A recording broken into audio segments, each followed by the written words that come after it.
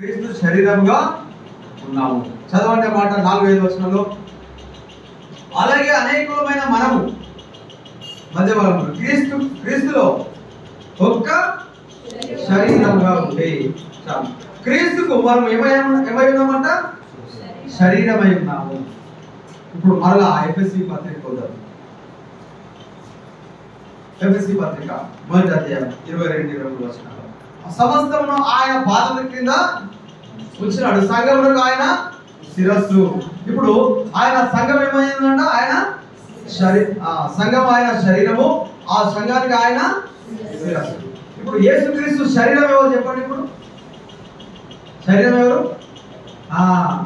మనందరం కలిసి, మనందరం కూడా ఎవరికి వారు ప్రత్యేకంగా మనం క్రీస్తులో అవయవాలము. ఇప్పుడు క్రీస్తు శరీరం ఇక్కడ ఉన్నది. ఈ యొక్క చేతి ఉన్నది, ఈ చేతి ఉన్నది, ఈ యొక్క లోపలి అవయవాలు ఉన్నాయి, ఇవన్నీ ఉన్నాయి. పాదాలు ఎక్కడ ఉంటాయి? అన్నిటికంటే కింద ఉంటాయి. అవునా కదా? ఇప్పుడు నువ్వు ఎక్కడ ఉన్నావు? పైన ఉన్నావు. సమస్తమైన వాటి మీద యేసుక్రీస్తు ప్రభువు ఎక్కడ ఉన్నాడు? పైన ఉన్నాడు, పైన ఉన్నాడు. ఇప్పుడు నువ్వెక్కడ ఉన్నావు? పైన ఉన్నావు. ఇప్పుడు సమస్తం కూడా నీ పాదముల కింద ఉంచబడ్డాయి. నీ సమస్య నీ పాదాల కిందనే ఉన్నది. నువ్వు తొక్కేది పోతుంది. సాతానుడు నీ పాదాల కిందనే ఉన్నాడు. నువ్వు తొక్కితేవాడు లోపడాల్సిందే, పోవాల్సిందే పాదాల. ప్రతిదీ కూడా యేసుక్రీస్తు ప్రభునందు మనకు ఉన్నటువంటి గొప్ప భాగ్యం ఏంటంటే అన్ని కూడా మన పాదాల కిందనే ఉన్నాయి. మరలా ప్రభువా ఈ కష్టం, ఈ సమస్య అనడానికి లేదు. నీ సమస్య నీ పాదాల కిందనే ఉన్నది. దాన్ని అతనికి నీకు ఇచ్చినాడు. నీ సమస్యను నువ్వేమో ఏం చేయాలి? తొలగించుకో. ప్రభువా ఈ సమస్య నన్ను తీసివేస్తున్నా, పలకాలే నోటి. ప్రభా ఈ సమస్య కారణంగా ప్రతి ఒక్క ప్రతికూల పరిస్థితులను కూడా నేను చేసినా ఉన్నా, నేను తొలగిస్తున్నాను ప్రభా, పలకాలే. నువ్వు పలకకుండా ఉండటం ద్వారా. కానీ మనం ఎట్లా ఉన్నామంటే, ఒకప్పుడు క్రీస్తునాథ్ ఎరగక ముందు ఎక్కడుండే మన పరిస్థితి తెలుసా? వీటన్నిటికంటే కింద ఉండే. క్రీస్తునాథ్ ఎరగక ముందు ఎట్లా ఉండే పరిస్థితి? యేసుక్రీస్తు ప్రభువారు ఉన్నత పరిస్థితిలో ఉన్నాడు. ఆయన కింద, పాదాల కింద సమస్తం ఉన్నాయి. మనం ఎక్కడ ఉన్నామంట? ఆయన పాదాల కింద ఉన్న వాటి కింద మనం ఉన్నాము. ఒకప్పుడు ఆయన పాదాల కింద ఉన్న వాటి కింద మనం ఉన్నాము. అట్లనే అంధకార సంబంధమైన అధికారం కింద కూడా ఉన్నప్పుడు అవన్నీ కూడా ఆయన కింద ఉన్నటువంటి వాటి కింద మనము, అంటే బానిసలకే బానిసగా ఉన్నటువంటి బ్రతుకు. అయితే క్రీస్తు ఆ స్థితి నుండి మనల్ని విమోచించినాడు. ఆ స్థితి నుండి మనల్ని పైకి లేపినాడు. పైకి లేపి అన్నిటికంటే ఉన్నతమైనటువంటి స్థితిలో ఆయన శరీరం ఉండగా ఆయన శరీరంలో నిన్ను చేర్చుకున్నటువంటి వాడుగా ఉన్నాడు. ఆయన శరీరంలో నిన్ను చేర్చుకున్న తర్వాత నువ్వు ఎట్లా ఆలోచించాలంటే పైనుండే ఆలోచించాలి. కానీ ఇంకా ఎటువంటి ఆ కింద ఉన్నటువంటి స్థితి ఆలోచన ఇంకా మారతలే, మనకు ఇంకా మారతలే. అందుకే ఈరోజు మారిపోవాలి. మన ఆలోచన మారాలి. మన ఆలోచన విధానము మారాలి. నువ్వు కింద లేవు. నువ్వు ఇంతవరకు నేను ఏవైతే ఏలినాయో నీ సమస్యలు నేను ఏలవచ్చు, నీ పరిస్థితులు నేను ఏలవచ్చు, నీ బాధలు నేను ఏలవచ్చు, నీ బాధల కారణంగా అపవాదం నేను ఏలవచ్చు. ఈ లోకంలో ఏదో ఒకటి నువ్వు ఏడుతూ ఉండొచ్చు. బట్ వాటి పైన ఉన్నటువంటి దానవు, వాటి పైన ఉన్నటువంటి వాడవు. ఇప్పుడు ఎరగాలి, అవన్నీ ఒకప్పుడు నీ పైన ఉండేది కానీ ఇప్పుడు వాటిని నీ కాళ్ళ కింద దేవుడు ఉంచినాడు.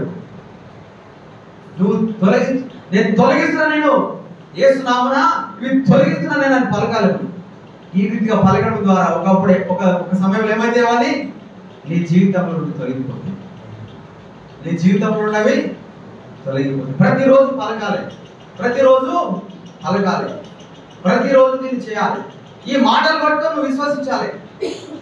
సాతానుడు అంత ఈజీగా ఒప్పుకోడండి. ఈ మాటలు మనం పట్టుకొని జీవించడానికి సాతానుడు అంత ఈజీగా ఒప్పుకోడు. ఏంటంటే ఇంతే చెప్తున్నారు, దేవుని కింద కదా మనం అందరం ఉన్నాం. మనం అందరం దేవుని కింద ఉన్నాం కదా. యేసయ్య పాదాల కింద మనం ఉన్నాం కదా. సమస్తం ఆయన పాదాల కింద పెట్టినారంటే సమస్తంలో మనం కూడా ఉన్నాం కదా. సమస్తంలో మనం కూడా ఉన్నాం కదా. మీరు ఇట్లా అంటారు ఏంటండి?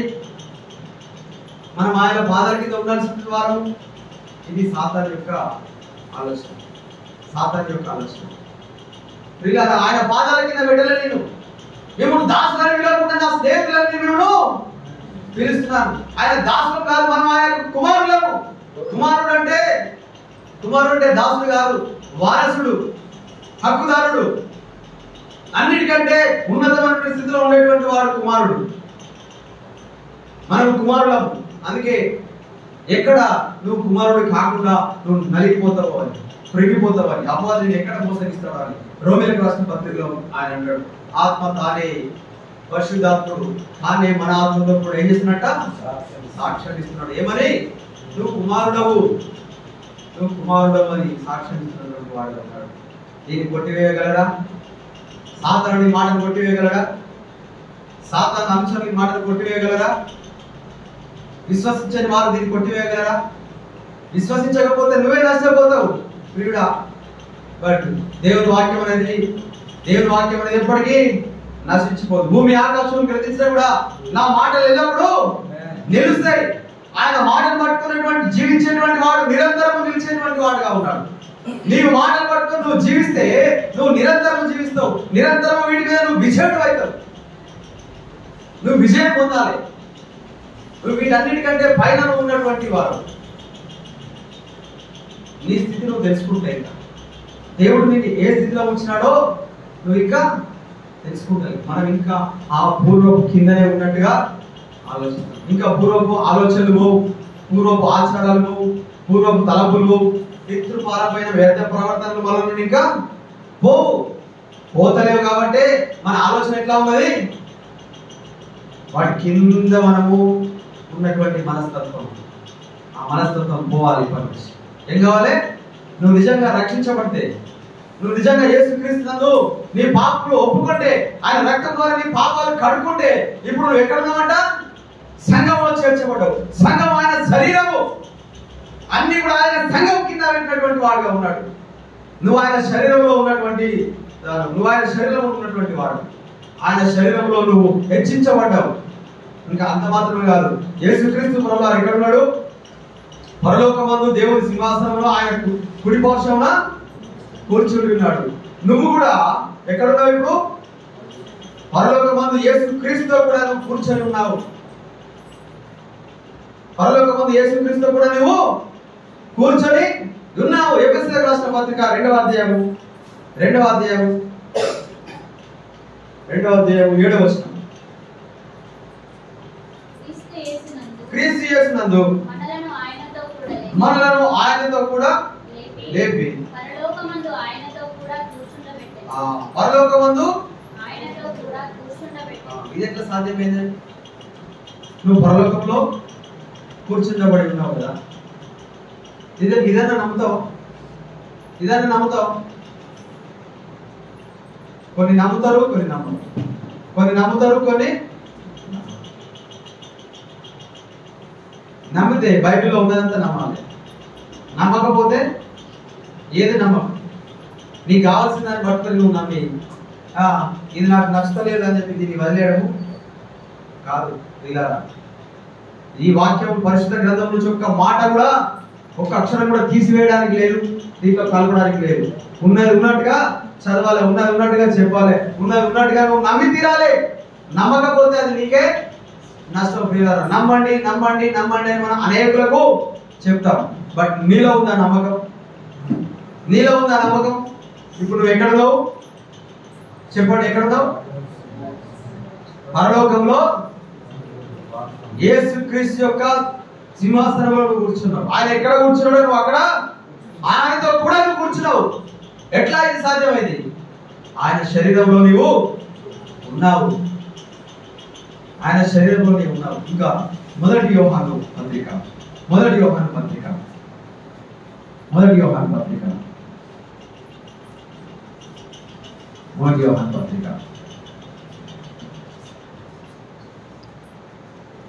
5వ అధ్యాయము 20వ వచనం. మనము సత్యవంతులైన వారిని ఎరగవాలని కుమారుడు వచ్చి మనకు వివేకమును అనుగ్రహించి ఉన్నాడు అని ఎరుగుదుము. మనము దేవుని కుమారుడైన యేసుక్రీస్తునందు ఉన్నవారమై సత్యవంతులందు ఉన్నాము. ఆయనే నిజమైన దేవుడును నిత్య జీవమునై ఉన్నాడు. మనం ఎక్కడ ఉన్నామండి ఇప్పుడు చెప్పండి? యేసుక్రీస్తునందు ఉన్నాము. ఆయనలో ఉన్నాం. మనం యేసుక్రీస్తులో ఉన్నాం. అందుకే రోమా 8:10 క్రీస్తు యేసునందు ఉన్నవానికి కాగా క్రీస్తు యేసునందు ఉన్నవారికి ఏ శిక్షా విధియు లేదు. క్రీస్తు యేసునందు ఉన్నవారు, యేసుక్రీస్తునందు ఉన్నటువంటి వారు, సత్యవంతునందు ఉన్నవారు, సంఘంలో ఉన్నవారు, ఆయన శరీరంలో ఒక అవయవంగా ఉన్నటువంటి వారి మీద మరణానికి అధికారం లేదు. ఏ ప్రభుత్వానికి కూడా, ఏ అధికారి కూడా, ఏ ఆధిపత్యానికి కూడా వారి మీద అధికారము లేదు, చెల్లదు. నువ్వు ప్రార్థన చేస్తే అధికారాలు మారుతాయి. నువ్వు ప్రార్థన చేస్తే, నువ్వు పలికితే జరుగుతుంది. యేసయ్య నీకు అసాధ్యమైనది ఏది లేదు, నువ్వు అన్నిటికంటే పైన ఉన్నవాడు ప్రభువా, నువ్వు ఇది జరిగించడానికి నీకు సాధ్యమవుతుంది, నీకు సాధ్యమైతే నువ్వు జరిగించిన ఒక మాట వరకు అని ప్రభువుని మనం ప్రార్థన చేస్తాం. కానీ ఆయనలో ఉన్నటువంటి అధికారం ఏదైతుందో అది నీ కూడా దేవుడు అనుగ్రహించినాడు. మరి నువ్వు పలకాలనేటువంటి ఈ మర్మాన్ని నువ్వు తెలుసుకోకుండా ఎందుకు ఇంకా నష్టపోతున్నావు? నువ్వు కూడా పలకాలి. యేసుక్రీస్తు పలికితే ఏదైతే కలిగినదో నువ్వు పలికితే కూడా ఆయన చేస్తాడు. ఆయన నా యందు విశ్వాసం ఉంచువాడు నాకంటే గొప్ప కార్యములు, నా యందు విశ్వాసం ఉంచువాడు నాకంటే గొప్ప కార్యాలు, ఆయన కంటే గొప్ప చేసేటువంటి శక్తి మనకు ఉన్నదండి. ఏం మాట్లాడుతున్నావా? యేసుక్రీస్తు అంటే దేవుడు, ఆయన గొప్ప కార్యాలు చేస్తాడు. నువ్వు ఆయన కంటే గొప్ప చేస్తావా? అంత చేసే అధికారం నీకు ఉన్నదా? ఉన్నదా? ఆయన కంటే హెచ్చించుకుంటున్నావు ఏందని అంటారు. బట్ ఆయన కంటే ఎక్కువ చేయగలం మనం. ఆయన విశ్వాసం ఉంచితే చేయగలం. ఆయన మాటలు పట్టుకొని నువ్వు జీవిస్తే నువ్వు చేయగలవు. నమ్మలేక నువ్వు చేయలేకపోతున్నావు, నమ్మలేక నువ్వు పలకలేకపోతున్నావు, దీన్ని నువ్వు యాక్సెప్ట్ చేయలేకపోతున్నావు, దీన్ని నువ్వు తీసుకోలేకపోతున్నావు, రిసీవ్ చేసుకోలేకపోతున్నావు దేవుని వాక్యాన్ని. అందువరకు ఏం మాట్లాడలేదు మన జీవితం. ఎప్పుడు కూడా పాపము దేవుడు తీసివేస్తాడు. పాపము ప్రభావ పాపిని నన్ను క్షమించు. ఒక పాపాలైనా క్షమించే దేవుడు ఇంకా నీకు ఏమి ఇయ్యలేడా? రక్షణలోనే దేవుడు నీకు ఇచ్చిన రక్షణలోనే సమస్తము దేవుడు దాంతోనే కల్పించినాడు. గత వారం చూసుకున్నాం, కొన్ని నెలలో బై 1 get 1. ఒకటి కొంటే ఒకటి ఉచితం అన్నట్టుగా మన షాపులో ఉన్నట్టుగా రక్షణతో పాటు ఇవన్నీ దేవుడు ఉచితంగా ఇచ్చినాడు. రక్షణతో ఉచితంగా ఇచ్చినాడు. రక్షణతో పాటు ఇవన్నీ కూడా దేవుడు ఉచితంగా ఫ్రీగా ఇచ్చినాడు దేవుడు మనకి. బట్ ఇవన్నీ మనకు వద్దు. ఇవన్నిటికి మనము ప్రభా ఇవి నువ్వే నాకు ఇవి నేను తీసుకోను, ఇవి నువ్వు ఇప్పుడు ఇస్తున్నా నేను తీసుకోను. ఒకటొకటి నేను ఆడుకుంటా నేను తీసుకుంటా. ఇది నువ్వు ఫ్రీగా ఇచ్చిన వాటి నేను నమ్మా, నువ్వు రక్షణ ఇచ్చిన వాటి నేను నమ్ముతా, నువ్వు పాపాలు క్షమించిన వాటి నమ్ముతా. కానీ నీ అథారిటీ నాకు ఇచ్చిన వాటి నేను నమ్మనయ్యా. నమ్ముతలే కాబట్టి నువ్వేం చేస్తావు? యేసుక్రీస్తు మనం సమానమైనటువంటి వారం. ఇంకా చూస్తే యేసయ్య మనకి ఏమైతాడు చెప్పండి? ఆయనకు నీకున్న రిలేషన్ ఏంటి?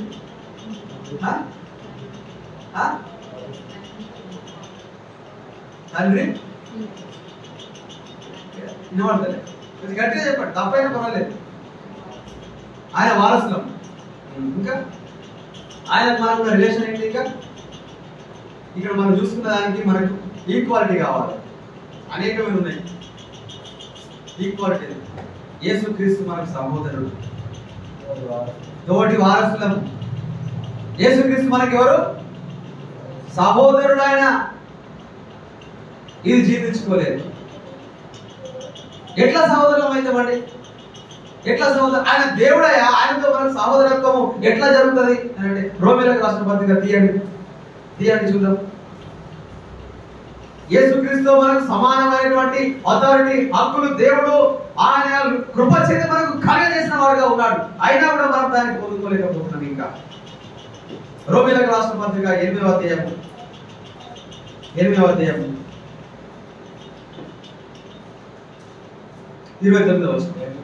ఎందుకనగా తన కుమారుడు అనేక సహోదరులలో జ్యేష్ఠుడు, తన కుమారుడు అనేక సహోదరులలో జ్యేష్ఠుడన్నట్టు దేవుడు ఎవరిని ముందు ఎరిగారు.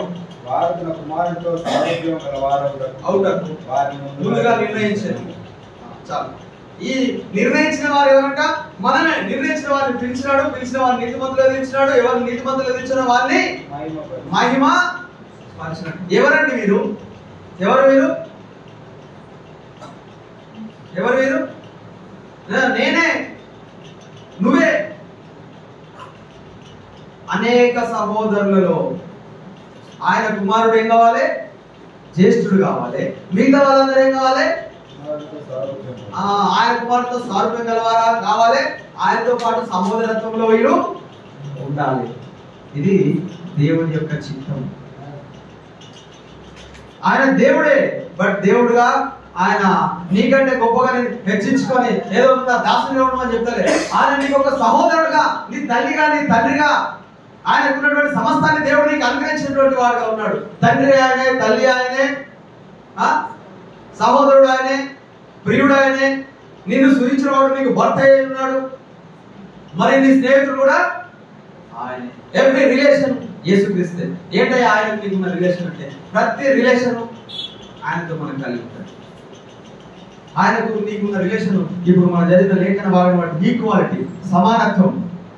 యేసుక్రీస్తు కలిగి ఉండే ఆ అథారిటీ ఏదైతే ఉన్నదో అదే అధికారము దేవుడు నీకు అనుగ్రహించినటువంటి వాడుగా ఉన్నాడు. అయ్యా నువ్వు రక్షణ ఇచ్చినవంటే నేను నమ్ముతా, కానీ నీ అధికారం నాకు ఇచ్చినవంటే నేను నమ్మనయ్యా. నమ్మకుంటే నువ్వే ఏం చేయలేవు. నమ్మకుంటే నీ సమస్యలు అనే ఉంటాయి. నమ్మకపోతే ఎక్కడ వేసినా కూడా అక్కడనే ఉంటాయి. దేవుని కొరకు ఒక ఆత్మని అమ్మాయిలో ఒక అద్భుత కార్యం చేయలేవు. ఒక వ్యక్తిని అపవిత్ర ఆత్మ వాటిని కూడా నువ్వు బాగు చేయలేవు. అసలు నీకేం సాధ్యం కాదు. నమ్ముతలేవు కాబట్టి. నమ్ముట ద్వారానే దేవుడి కార్యాలు జరుగుతాయి. నమ్ముట నీ వల్లైతే నమ్ము వారికి సమస్తము సాధ్యమే. దేవునికి అసాధ్యమైన ఏదైనా ఉందండి? దేవునికి సమస్తము సాధ్యం అనేటువంటి మాట మనం చదువుతాం అనేక సార్లు. దేవునికి సాధ్యము, సమస్తము సాధ్యం అనేటువంటి మాట మనం చదివినప్పుడు ఇంకా చాలా చక్కగా ఆయన నమ్మువారికి కూడా సమస్తము సాధ్యమైనటువంటి మాట రాయించినాడు. దేవునికి ఏదైతే శక్తి ఉన్నదో నమ్మేటువంటి వారికి కూడా అదే శక్తి ఉన్నది.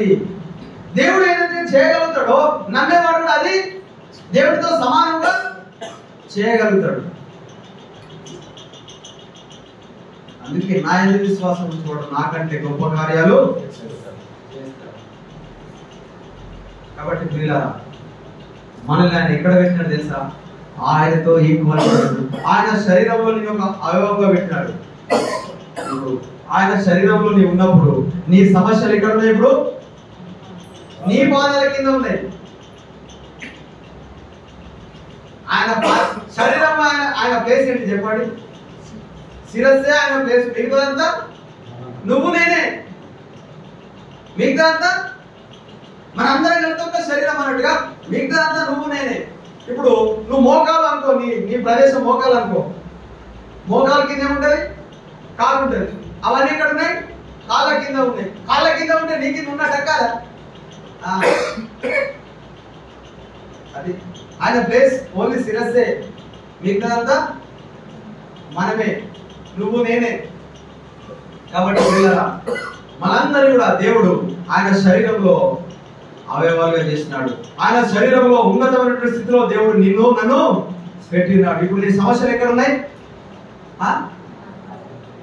నీ సమస్య నీ పాదాల కింద ఉన్నది. నీ సమస్యతో పాటు నా సమస్యను కూడా నువ్వు నీ పాదాల కింద తొక్కేయచ్చు. ప్రభా, ఈ సహోదరుని యొక్క సమస్యను తీసివేస్తున్నా, ఈ సహోదరుని కొరకు నేను ప్రార్థన చేస్తున్నా, ఈ సహోదరుని నేను బాగు చేస్తున్నా, దీవిస్తున్నా, ఆశీర్వదిస్తున్నా అని పలికితే నీ ద్వారా ఈ సహోదరుడు కూడా దీవించబడతాడు, సమస్య నుంచి విడిపించబడతాడు. పలకాలి. అందుకే దీవించుడు అనే మాట రాయబడ్డాడు. అరే మనం దీవించేది దేవుడు కదా దీవించాల్సింది, అవునా కాదు? మరి దీవించుడు అనే మాట రాయబడ్డావా లేవా? మీరు శపించకుడు కానీ ఏం చేయాలి? మీరు దీవించుడు. దీవించేది దేవుడు కదా, నువ్వెట్లా దీవిస్తావండి? నమ్మకపోతే వాదన జరుగుతుంది. నువ్వు నమ్మకు, నువ్వు ఎవరిని దీవించాడు. దేవుడు దీవించమన్నాడు, నేను నమ్ముతున్నాను, నేను దీవిస్తాను. దేవుడు దాన్ని రూఢిపరిచి ఏ వ్యక్తి కొరకు ఆ మాట కలిగినాడో ఆ వ్యక్తి కొరకు దేవుడు ఆ కార్యాలు చేస్తాడు. పలుకుట మాత్రమే నా పని, జరిగించేది మాత్రము దేవుని పని. ఇది చేయడానికి క్రీస్తులో మనకు ఉన్నటువంటి గొప్ప ఆధిక్యత. ఇది చేయడానికి, ఇది కలిగి ఉండడానికి మనకి ఏమాత్రం అర్హత లేదు. కేవలం ఆయన కృప చేతనే, కేవలం ఆయన కృప చేతనే ఇది మనం కలిగి ఉన్నాం. ఆయన కృపలో చాలా బెనిఫిట్స్ ఉన్నాయి, చాలా బెనిఫిట్స్ ఉన్నాయి. రక్షణ కృప ద్వారానే వచ్చింది. రక్షణలో చాలా బెనిఫిట్స్ ఉన్నాయి. కాబట్టి ఆ బెనిఫిట్ లో ఒక ప్రాముఖ్యమైన బెనిఫిట్ ఏంటంటే, నువ్వు యేసుక్రీస్తు నందున్నావు, నువ్వు యేసుక్రీస్తులో ఉన్నావు, యేసుక్రీస్తు శరీరంలో నువ్వు ఒక భాగంగా ఉన్నావు.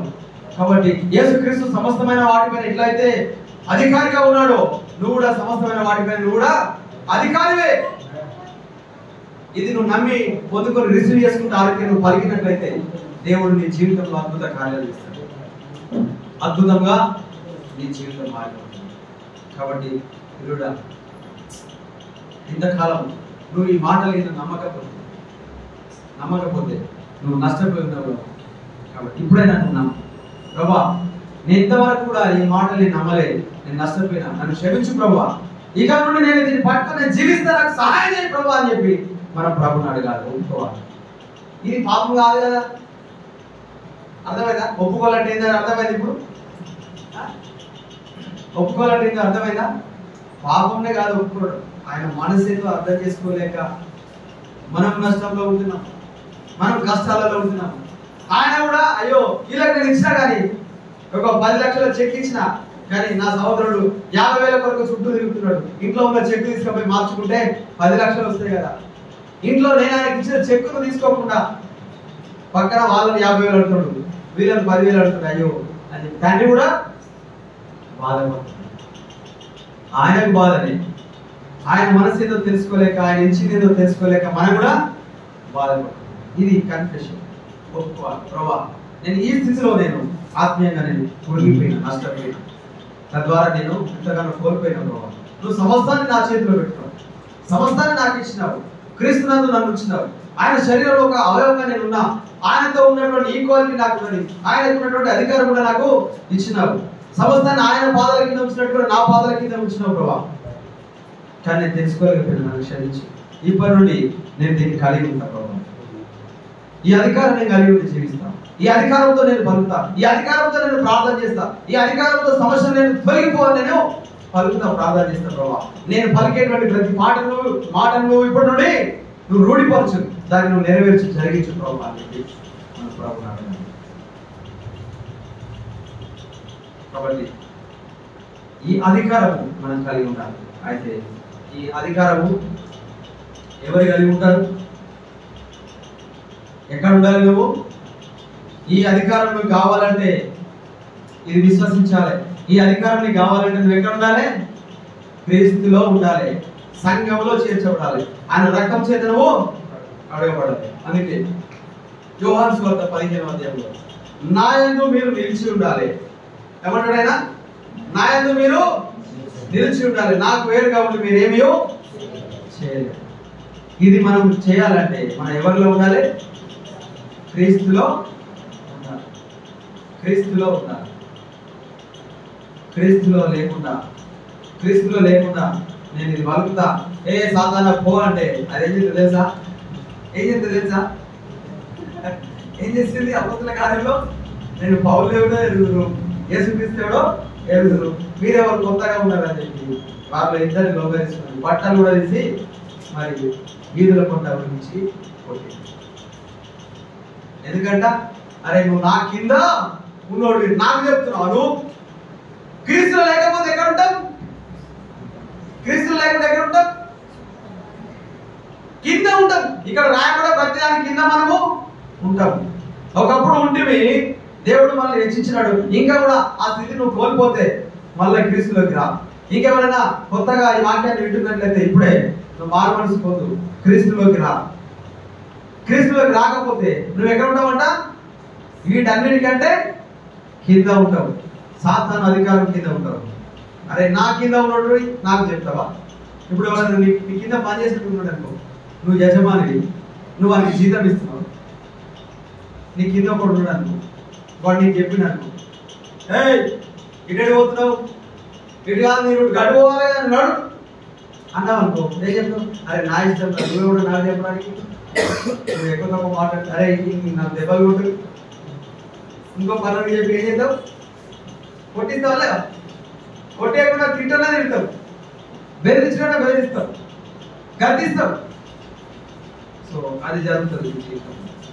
నువ్వు క్రీస్తులో ఉండి నువ్వు పలకాలి. క్రీస్తులో లేకుండా నువ్వు పలికితే నీకు ఇవి జరగవు. ఏం జరుగుతుందంటే ఇంకా నీకు నష్టం కలుగుతుంది, నష్టపోతావు. క్రీడ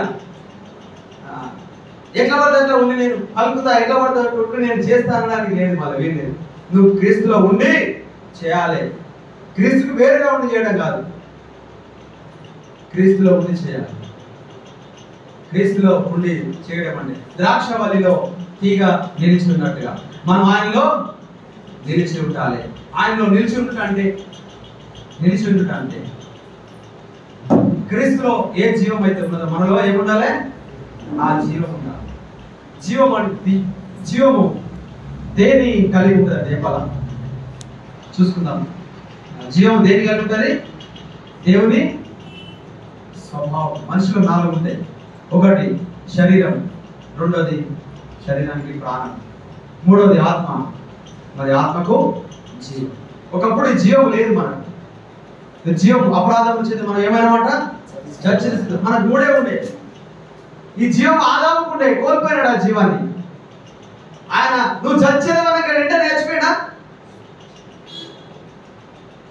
స్పిరిచువల్గా అయిపోయాడు. జీవం, ఆత్మకు జీవం పోయింది. క్రీస్తు ద్వారా మరలా జీవం మనకు వచ్చింది. అయితే శరీరము దేవుడి చేతి పని అయితే ప్రాణము దేవుడి శక్తి. ఆత్మ దేవుని స్వరూపం అయితే జీవము దేవుని యొక్క స్వభావం. కాబట్టి పిల్లల నీవు క్రీస్తులో ఉన్నావు అనడానికి రుజువు ఏంటంటే ఆయన స్వభావం నీలో ఉండాలి. ఏముండాలి నీలో? యేసుక్రీస్తు యొక్క స్వభావం నీలో ఉండాలి. ఆయన స్వభావం నీలో లేకుండా సమస్తమైన కక్షలు, సమస్తమైన భేదాలు, కుళ్ళు కుతంత్రాలు అన్ని పెట్టుకొని యేసయ్యా నేను పాపిని క్షమించిన నీకు వందనాలు, నేను నీలో ఉన్నా అని చెప్పి అవన్నీ నీలో పెట్టుకొని నువ్వు పోయి నువ్వు పలికితే ఏమి జరగదు. ఇంకా నష్టపోతావు. ముందు నువ్వు మారాలి. ముందు నీలోకి ఏం రావాలి? మార్పు రావాలి. యేసుక్రీస్తు జీవం నీలోకి రావాలి. ఆ జీవం నీలోకి వస్తే నువ్వు ద్రాక్షవల్లిలో నిలిచి ఉంటావు. నువ్వు ద్రాక్షవల్లిలో నిలిచి ఉంటే నీవు క్రీస్తునందు ఉన్నటువంటి వాడవి. క్రీస్తునందు నీవు ఉన్నట్లయితే ఆయన శరీరంలో అవయవంగా నువ్వు చేర్చబడి సమస్తమైన వాటి మీద క్రీస్తు అధికారిగా ఉన్నట్టుగా నీకు కూడా అథారిటీ ఉంటుంది. అప్పుడు నువ్వు పలికితే జరుగుతుంది. ఎందుకు నా జీవితంలో ఇంకా జరుగుతుంది అంటే నీలో దేవుని స్వభావిక రావడం.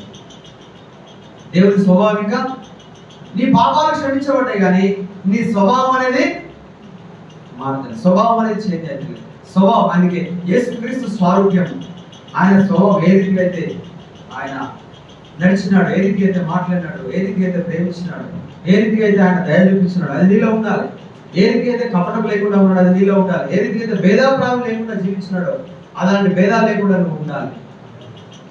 యేసునందు పక్షపాతం ఏమాత్రం కూడా లేదు. ఆ రీతిగా మనం ఉండాలి.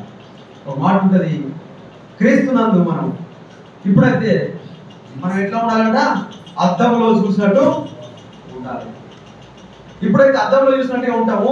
అయితే ఒక కాలం వస్తే అప్పుడు క్రీస్తు లాగానే ఉంటాము.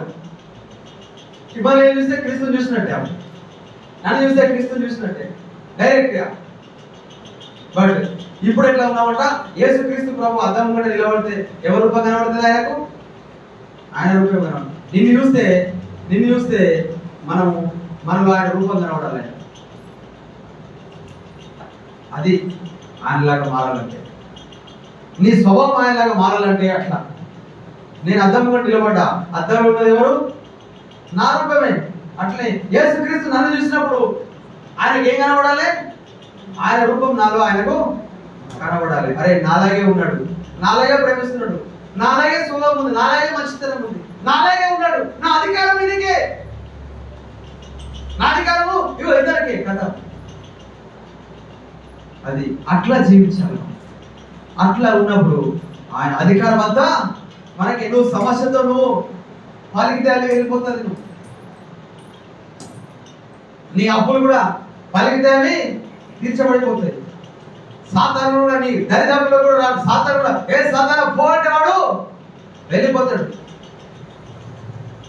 అప్పుడు ప్రభుత్వాలు కూడా నువ్వు పలికితే, ప్రభువా ఈ ప్రభుత్వం కాదు, నీతి పరిపాలన, న్యాయమైన పరిపాలన చేసే ప్రభుత్వాన్ని ప్రభా నేను రావాలని పలుకుతున్నా, అది వచ్చును కాక, నువ్వు ఇస్తున్నందుకే వందనాలు అని చెప్పి పలికితే నీతి గల న్యాయం కలిగే పరిపాలించేటువంటి పరిపాలకులు కూడా వస్తారు. నీ ద్వారా రాజులు పుడతారు, నీ ద్వారా ప్రభుత్వాలు ఏర్పడతాయి.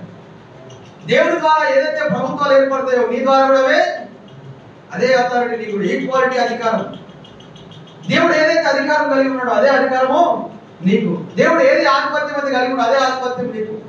ఏ సమస్త శక్తులు కూడా యేసు పాదాల కింద మోకాళ్ళని ఆయన మొక్కుతాయో ఆ శక్తులని, సాతాను శక్తులని నీ పాదాల కింద అవి తొక్కబడి నీకు మొక్కుతాయి. దండం పెట్టిన ఏం చేయకండి. ఏమంటే దేవుని కుమారుడు అయినా యేసు సర్వోన్నతుల దేవుని కుమారుడు, నాతో నీకేం పని? అప్పుడు ఇప్పుడే బాధ పెట్టడానికి వచ్చిన మమ్మల్ని ఏం చేయకు, బాధపరచుకున్నారు, ఏం చేస్తాయి? ఆయనకు మొక్కుతాయి. నీలో ఆయన ఉన్నప్పుడు, ఆయన స్వభావం ఉన్నప్పుడు, నువ్వు ఆయనలో ఉన్నప్పుడు అవి కూడా నీకు లోపడతాయి. ఊరికే లోపడాలి. నువ్వు క్రీస్తులాగా ఉంటే నీకు లోపడతాయి. నేను క్రీస్తులాగా మారాలి. ఈ అధికారం అంతా నువ్వు కలిగి ఉండి నువ్వు జీవించాలి. నెక్స్ట్ లెవెల్కి వెళ్ళాలి. క్రీస్తులాగా ఉండాలి. క్రీస్తుతో మనము వెళ్ళిపోవాలి. అట్లా మనం జీవించాలి. అట్లా జీవించినప్పుడు నీ జీవితంలో ఏముంటాయి? కష్టాలు ఉంటాయి, ఇబ్బందులు ఉండవు, ఇరుకులు ఉండవు, అప్పులు ఉండవు.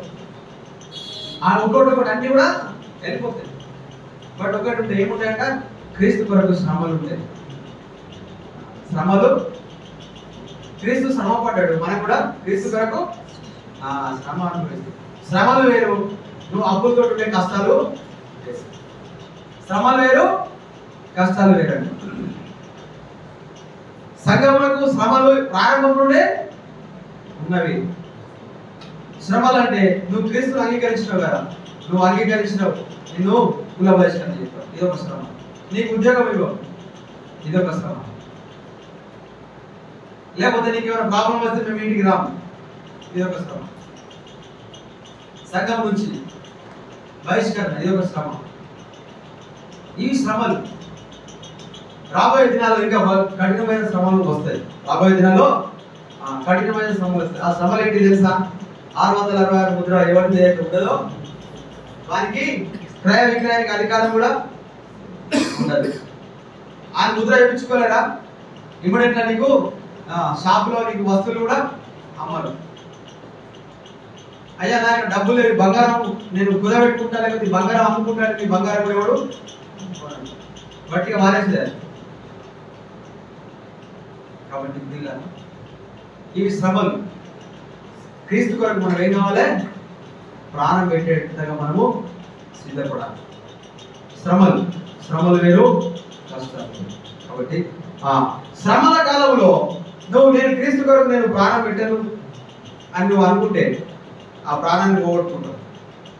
నా కొరకు ఎవరైతే ప్రాణం పోగొట్టుకుంటాడో దాన్ని తిరిగి దక్కించుకుంటాడు. నా కొరకు ఎవరైతే ప్రాణాన్ని దక్కించుకోవాలని చూస్తాడో నాకు ఇవ్వకుండా వాడు పోగొట్టుకుంటాడు. ఎప్పుడైనా ఈ ప్రాణం పోవాల్సిందే. 100 ఏళ్ళైనా సరే, 50 ఏళ్ళైనా సరే, ఎప్పుడైనా సరే. అదేదో ఇప్పుడే పోతే నిత్య జీవం దక్కుతారు. లేదా యేసయ్యను వదిలిపెట్టి ఈ లోకంలో బ్రతికితే ఎప్పుడో ఒకసారి మళ్ళా మట్టిలో కలవాల్సిందే. కాబట్టి ప్రియుల యేసుక్రీస్తు కొరకే మనం జీవించాలి, ఆయన కొరకే మనం జీవించాలి. శ్రమల కాలంలో కూడా క్రీస్తు కొరకు మనం జీవించాలి. అందుకే పిరికి వారు పరలోక రాజ్యానికి వెళ్ళారు. పిరికి వారు ఎక్కడికి వెళ్తారు? నరకాగ్నికి వెళ్తారు. పిరికి వారు, మాంత్రికులు, పిరికి వారు అందరూ కూడా ఎక్కడికి వెళ్తారు? నరకాగ్నికి వెళ్తారు. పిరికితనం ఉండదు. అందులో ఏముండదు? దేవుడి కొరకు బ్రతుకులో పిరికితనం ఉండదు. నన్నైతే చిన్నప్పుడే, నాకు 5 సంవత్సరాల వయసు ఉంది, అప్పుడే ఏం చేశారంటే ఇంత హైట్ ఉన్నారు. అప్పుడు నేను చిన్నగా బైబిల్ పట్టుకొని వెళ్తున్నా. ఇంకొక డాంబర్ రోడ్డు వెళ్తున్నా. రోడ్డు పక్కన ఒక గుడి ఉన్నది. అక్కడ ఉన్నటువంటి కొందరు మత ఉన్మాదులు ఏం చేస్తున్నారు, అరే ఇట్లా అనిపిస్తున్నారు రోడ్డు మీద. ఏంటన్నా చెప్పని వెళ్తే ఏం చేస్తున్నాడు? అదేంటి అన్నాడు, గుడి అన్నాడు. ఇదేంటి అన్నాడు, బైబిల్ అని. ఈ బైబిల్ ఎవరు? ఇది యేసుక్రీస్తు కూర్చుంటే బైబిల్ అని. నాకు ఎక్కువ తెలిసి 7 సంవత్సరాల వయసు. అప్పుడే కొత్తగా దేవుడిని నమ్ముతున్నాను, కొత్తగా బైబిల్ ఉంటున్నాను. 45 రూపాయలు. ఇంకోసారి ఈ గుడి ముంగడికి వెళ్ళి ఓటి పట్టుకో, నేను చంపేస్తా అని చెప్పి ఒక్కడు కొట్టినాను. తుక్కు కొడదామని చెప్పి అప్పుడే దెబ్బలు కొట్టినాను. దెబ్బలు కొట్టిన తర్వాత ఇంకొక ఆయన ఉండి, అరే ఈ చిన్న బాబు మీద నీకు ప్రతాపం ఏంది, వదిలేరా అని చెప్పి వాళ్ళ పెళ్లి కొడు మన ఆపట్టిన తర్వాత ఆ వ్యక్తి ఆగిపోయి మళ్ళీ వార్నింగ్ ఇస్తాడు. ఇంకోసారి ఈ రోడ్ మీదకి వస్తే ఇట్లా పోతే బాగుండేది, ఇది పట్టుకొని అంటే సరే అని చెప్పి నేనేమనలే. బైబిల్ పట్టుకొని 4 అడుగులు కొంచెం ముంగట్కేసి నేను మళ్ళా వారం ఇట్లా అంతే ఏం చేసుకోని చెప్పి ఒకటే ఉరుకుడిగా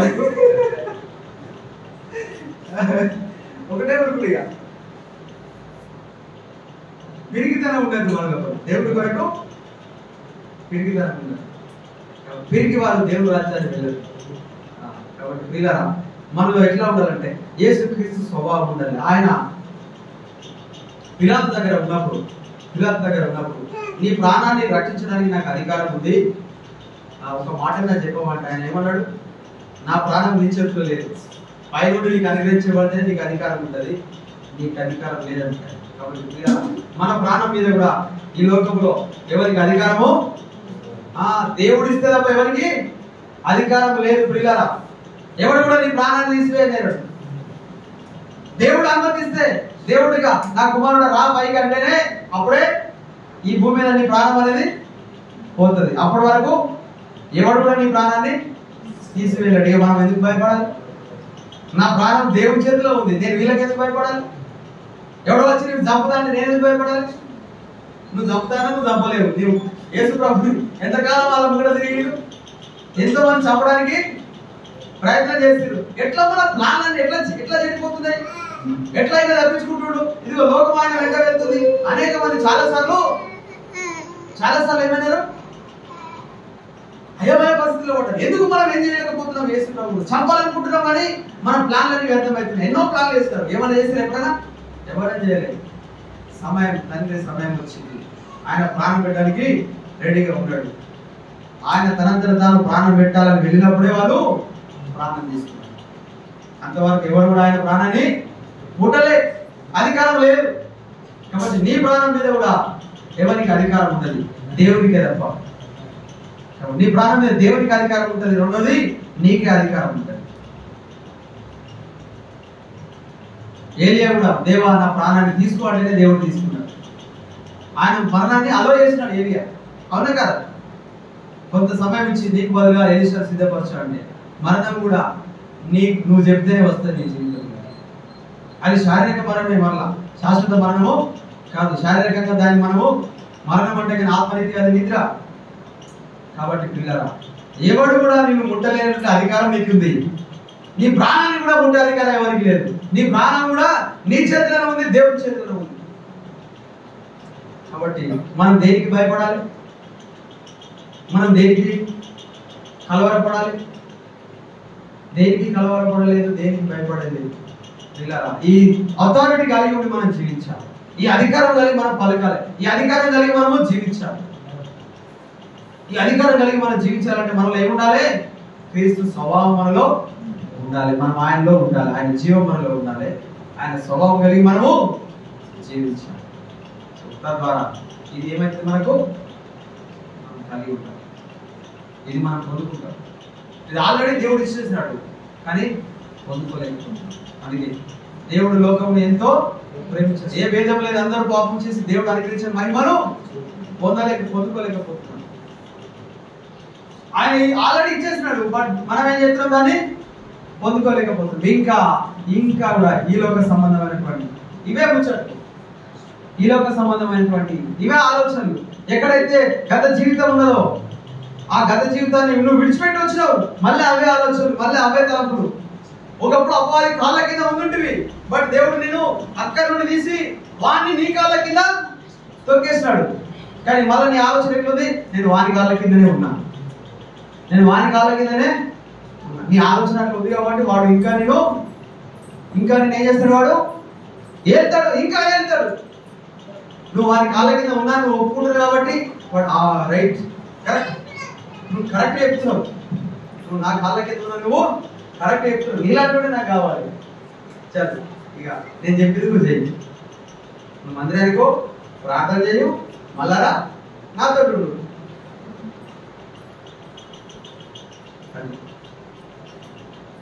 వాని పైన నువ్వు పెడితే నువ్వు మళ్ళీ వానితో స్నేహం చేసి వాని కింద నువ్వే ఆలోచిస్తున్నావు, వాడిని నువ్వే ఆలోచిస్తున్నావు. కాబట్టి మళ్ళీ అక్కడ పెట్టే దేవుడు వాని నీ పాదాల కింద పెట్టాడు. నీ పాదాల కింద సాతాను చితిక దొరికించినాడు. వాని తల చితిక దొరకబడ్డది నీకు పాదాల కింద. కాబట్టి నువ్వు అదే లెవెల్లో ఉండాలి. పైనుండే నువ్వు చూడాలి. పైనుండి చూస్తే కింది ఏం కనబడుతుంది? కింద అంతా కింద నుండి పైకి చూస్తే ఏం కనబడుతుంది? మరి కింద ఉన్న పైన ఎత్తు కనబడుతుంది. అదే నువ్వు ఎత్తులో కూడా చూసినావు అనుకో, కింద ఉన్నాయని నీకు చిన్నదిగా కనబడుతుంది. నీ కింద ఉన్నాయి అట్లా చూడాలి. యేసుక్రీస్తు పైన ఉన్నటువంటి వాడిగా ఉండాలి. మనం కూడా ఆయన శరీరం ముందు పైన ఉన్నటువంటి వాడు కాబట్టి మన కళ్ళు కూడా ఎప్పుడు పైనుండే మనం చూడాలి.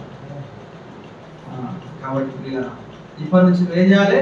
యేసుక్రీస్తు అధికారము ఈక్వల్, ఆ అధికారం కలిగి ఉండి మనం జీవించాలి.